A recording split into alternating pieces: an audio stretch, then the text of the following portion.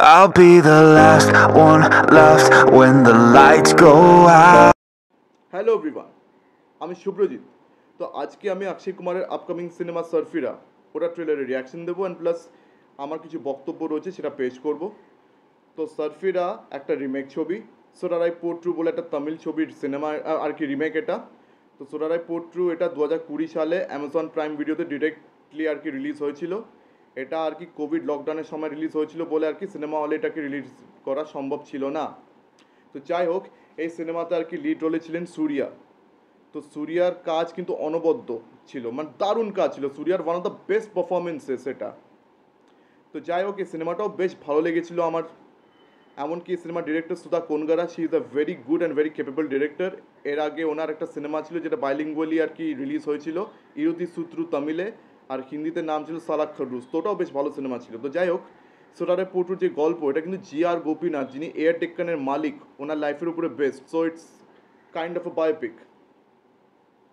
তো সারফিরার যে ট্রেলারটা এবারে মানে ছাড়া হয়েছে, তো ট্রেলারটা কিন্তু বেশ ভালো এডিটেড। অ্যান্ড তাছাড়া সারফিরা সিনেমা কিন্তু ডিরেকশন কিন্তু সুধা কোনগারাই দিচ্ছেন। তো যেহেতু উনি ডিরেকশন দিচ্ছেন, তো সেহেতু আর কি ট্রেলারটা কিন্তু দেখতে বেশ ভালো লেগেছেন। প্লাস অক্ষয় কুমারকে মানাচ্ছে কিন্তু লিড রোলে, মানাচ্ছে ডেফিনেটলি। অ্যান্ড অক্ষয় কুমারের মুখে কিন্তু বেশ ভালো সংলাপও আমরা শুনতে পাচ্ছি, বেশ ভালো ডায়লগস ওনাকে দেওয়া হয়েছে, যেগুলো শুনতে বেশ ভালো লাগছে। তবে স্ট্যান্ডঅ্যালোন সিনেমা হিসেবে মানে দেখতে গেলে ভালো লাগবে। অ্যান্ড যারা অলরেডি সোরারে পটু দেখে ফেলেছেন, তাদের কিন্তু সারফিরা ট্রেলারটা দেখে কোনো লাভ নেই। মানে তারা সারফিরা সিনেমার প্রতি তাদের মনে কোনো ইন্টারেস্টও নেই। অ্যান্ড আমার যেটা মনে হচ্ছে, সোরারে পটু কিন্তু অনেকের অলরেডি দেখা হয়ে গেছে। বিকজ সোরারে পটুর যেটা হিন্দি ডাব ভার্সন, সেটা কিন্তু অলরেডি ইউটিউবে অ্যাভেলেবল রয়েছে। তো সেই অবস্থায় মানে কজন সারফিরা দেখতে যাবে সিনেমা হলে 12 তারিখে, মানে 12 জুলাইতে আর কি সারফিরা রিলিজ হচ্ছে। তো কজন যে সিনেমা হলে এই সিনেমাটা দেখবে, এটা নিয়ে কিন্তু খুব সন্দেহ হচ্ছে, আমার খুব সন্দেহ হচ্ছে। মানে এই সিনেমাটা ফ্লপ হওয়ার 99% চান্সেস রয়েছে। মানে 1% ছেড়ে দিলাম for a rare positive chance. ঠিক আছে, তো 99% চান্স সারফিরা আবার ফ্লপ হবে, মানে মুখ থুবড়ে পড়বে। আর অক্ষয় কুমারের কিন্তু এই সময় সিনেমাগুলো কিন্তু ফ্লপ হচ্ছে, মুখ থুবড়ে পড়ছে, বড় বড় বাজেটের সিনেমা। এর আগে ঈদে যেটা এপ্রিল মাসে রিলিজ হয়েছিল, ঈদের অকেশনে, বড়ে মিয়া ছোটে মিয়া, অক্ষয় কুমারের সঙ্গে ছিলেন আবার টাইগার শ্রফ, আবার ভিলেন হিসেবে ছিলেন পৃথ্বীরাজ সুকুমারন। তো ওই সিনেমাটাও বক্স অফিসে মুখ থুবড়ে পড়েছিল। তো অক্ষয় কুমারের কিন্তু মানে অক্ষয় কুমার শুধু নয়, বলিউডে কিন্তু রিমেক ছবি, ঠিক আছে, কোভিড লকডাউনের পর থেকে কিন্তু একদমই চলছে না।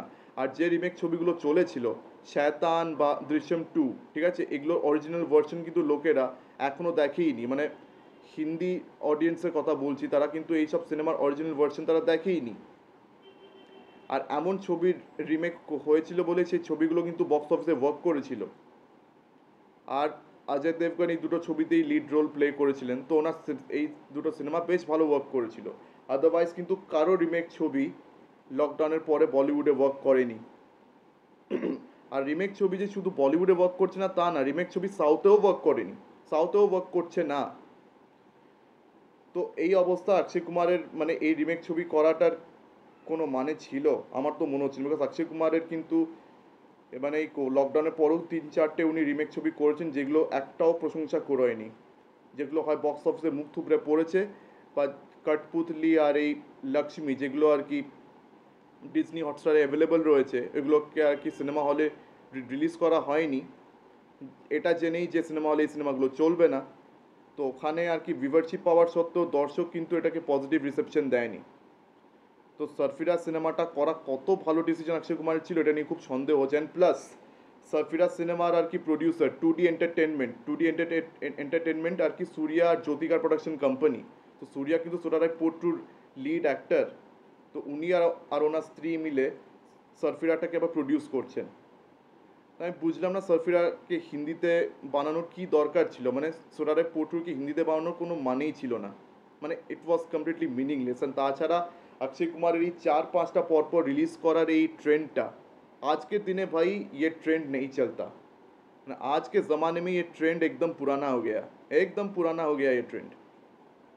90s অ্যান্ড 2000s এ কিন্তু এই ট্রেন্ডটা চলতো। মানে তখন আর কি হিরোরা 4-5টা করে সিনেমা বছরে রিলিজ করতো, তখন চলে যেত। কিন্তু আজকের দিনে ভাই একটা হিরো যদি দুটো সিনেমাও করে তার মানে সে প্রচুর সিনেমা করে ফেলেছে, প্রচুর। মানে এর থেকে বেশি সিনেমা করলে কিন্তু দর্শক তাকে কিন্তু দেখতে চাইবে না বা দর্শক বোর হয়ে যাবে।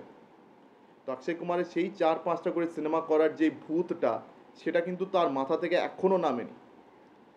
তো জুলাইয়ের 12 তারিখে তো সার্ফিরা রিলিজ হচ্ছেই, আবার অগস্টের 15 তারিখে খেল খেল মে রিলিজ হচ্ছে, আবার সেপ্টেম্বর কিংবা অক্টোবরে অক্ষয় কুমারের আরেকটা সিনেমা স্কাই ফোর্স, এটাও কিন্তু রিলিজ হওয়ার প্রশ্ন উঠছে। আবার 2025-এও অক্ষয় কুমারের 4-5টা পরপর সিনেমা রিলিজ হওয়ার কথা।